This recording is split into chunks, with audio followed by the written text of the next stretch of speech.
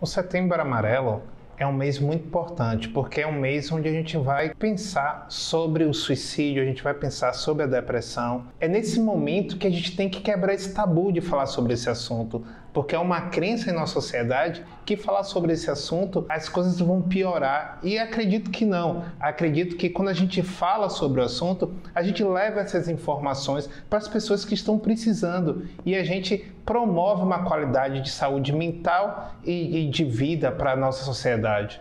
O consultório físico, ele é muito importante porque é um lugar onde a pessoa ela vai estar dentro do seu próprio íntimo para trazer as questões que te afligem, os conflitos emocionais, os conflitos existenciais. E não poderia ser diferente, porque às vezes em casa é onde esses conflitos iniciam. A pessoa se deslocar para um espaço diferente, onde ela pode se sentir acolhida e segura, eu acho fundamental no processo de tratamento sobre essas questões.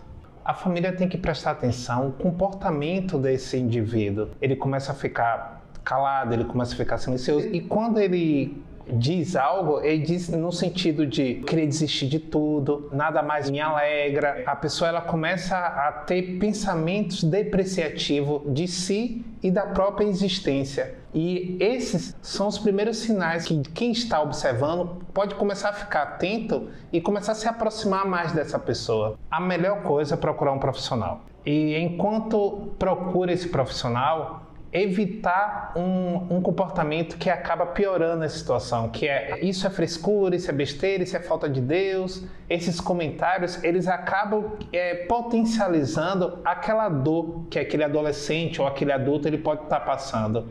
Todas as idades elas passam por essas questões. Porém, a gente tem uma margem, assim, por exemplo, o homem é um sexo que ele é mais perigoso, porque a mulher, às vezes, ela tem a ideação suicida, mas não evolui para cometer o suicídio, para a tentativa do suicídio.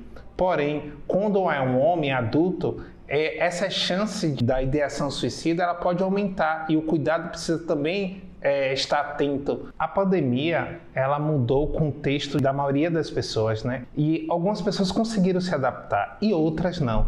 E essas que não conseguiram se adaptar, que é uma questão da inflexibilidade cognitiva, e isso acabou potencializando, né, a ansiedade, potencializando a depressão. Algumas pessoas até já tinham, mas com a pandemia isso se potencializou e isso não diminuiu ao longo do tempo, que a pandemia ela deu uma afrouxada, só que as pessoas ainda continuam com esses sintomas altos. E a gente precisa cuidar dessas pessoas, acolher esse público que foi afetado pela pandemia. O público mais jovem, ele estava se adaptando e esse processo da adaptação da vida do adolescente para a vida adulta foi mexido com a pandemia.